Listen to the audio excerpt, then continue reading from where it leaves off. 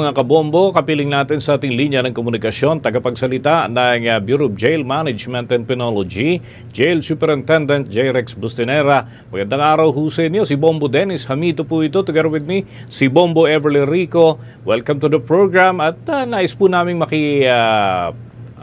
update. Lumitaw kasi nitong nakalipas ho ng mga araw yung piitan na pinasilip kaugnay doon sa sinasabing gagamitin na bilangguan ng mga makukulong kung sakasakali na mga sangkot dito sa flood control anomalies.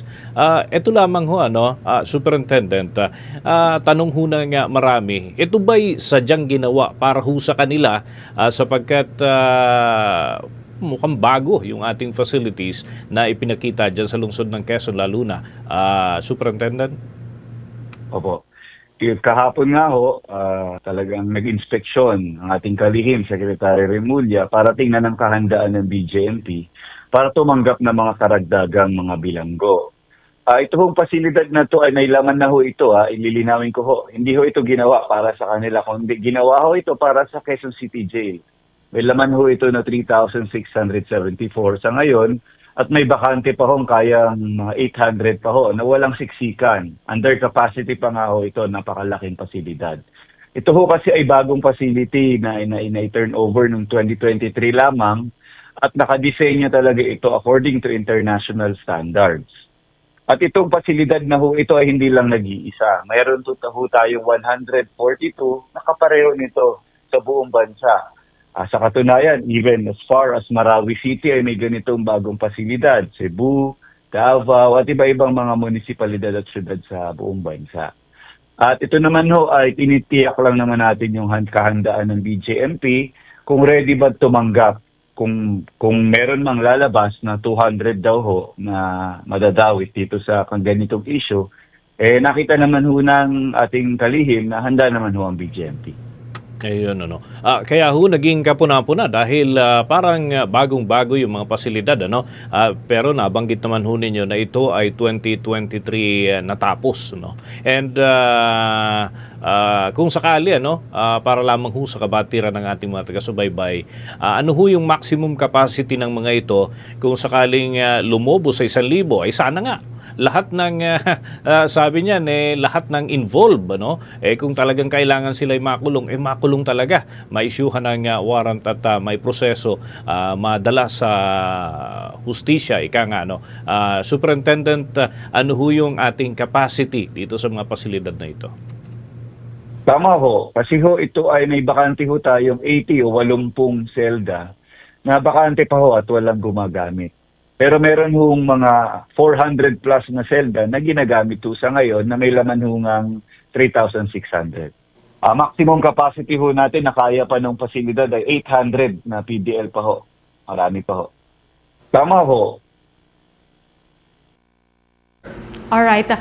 Superintendent, how about naman po dun sa basic services ng natura pong jail facility? Meron po ba itong mga tubig, like comfort room din po para po sa mga preso? Ito sa loob ng facility, i-describe ko lang ho, ito ho ay 48 square meters. May laman ho itong 5 double deck na kasya ang 10 katao. May sarili ho itong banyo sa loob, may sarili ho itong shower, at may sarili rin hong lavatory. May makalagay ng damit.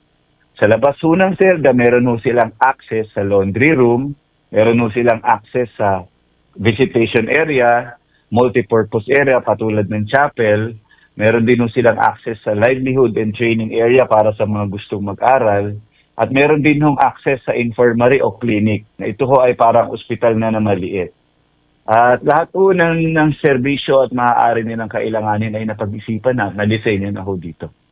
Alright. Paano naman po matitiyak ng BJMP na magiging patas nga po, walang special treatment sa mga ikukulong dyan, lalo na posible pong may mga congressmen, mga senator, billionaire na kontraktor na posible pong dalhin dyan? Tama ho. Unang-una ho, pinapanindigan talaga ho natin yan. The BJMP are composed of professionals. Lahat ho yan professional at magtatrabaho lamang ho, nga depende sa legal na utos. Pakalawa, naglagay ho tayo ng mga mekanismo na matagal na ho nating ginagawa na kapag may ginagawang kabulastugan ng ating kasamahan, kinakasuhan ho natin, dinidismiss, sinususpende sa serbisyo. Pangatlo, dito sa mga gagawin natin tulad ng mga high-profile PDL, marami naman hong experience ang BJMP na napatunayan na very professional ang BJMP sa pagdating pag-handle ng mga high-profile at walang VIP treatment. Pangapat ho, dito sa gagawin nga, meron ho tayong ilalagay ng mga body-worn cameras para masiguro na transparent ang pakikipag-interact ng aming mga kasamahan sa ating mga PDL. At masisigurong walang korupsyon na mangyayari o impluensya o panunuhol na maaaring gawin. So, at patuloy naman ng monitoring dito, even ng shifting nila, hindi ho palaging naka-duty, rotation ng ating mga personnel, at in place naman na ho ang mga. Okay, dun po sa pagpili kung sino po yung magkakasama sa isang selda, paano po yung magiging panuntunan? Like for example, may senador, may congressman, meron din pong contractor, o kaya naman ay bagman. Ano po yung SOP po nyo dito? Tama ho, sama-sama ho yan lahat. Wala hong single occupancy. Una ho, bawal ho ang magkahalo ang lalaki at babae. May hiwalay po tayong female dormitory at may hiwalay na male dormitory. At ganoon din ho, may risk classification ho tayo. Depende sa kanilang risk, security assessment, kung sino ang pwedeng pagsama-samahin.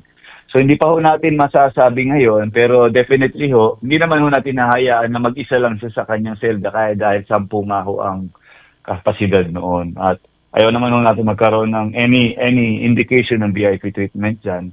Kaya ho, halo-halo ho yan sila. Kahit ano pa ho yan, politiko yan, mataas na opisyal ng gobyerno, kontraktor, kung ano ho ang classification nila, ihalo ho natin. Ayun, ano. Nabanggit ho yung tungkol sa risk assessment, ano. Paano magiging panuntunan ho dito? Dahil nasaksihan naman ho sa mga magkailang pagkakataon sa Senate at House hearing pa lamang, parang nagkakapikunan ho yung iba.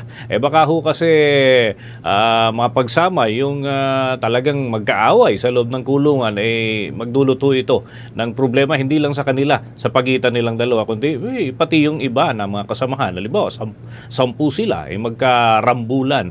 Paano ho yung ating handling sa mga ganyan?